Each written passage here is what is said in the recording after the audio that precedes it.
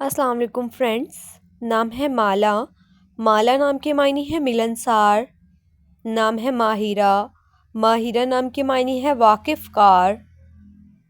नाम है महज़ला। महज़ला नाम के मायने है चांद की चमक। नाम है मिदहा।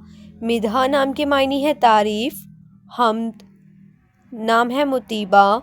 मुतीबा नाम के मायने है जिससे खुशबू आए। नाम है मनाल। मनाल नाम के मायने है कामयाबी पाने वाली। नाम है महपारा। महपारा नाम के मायने है चांद का टुकड़ा। नाम है महरमा। महरमा नाम के मायने है रोशन चांद। नाम है मुस्कान।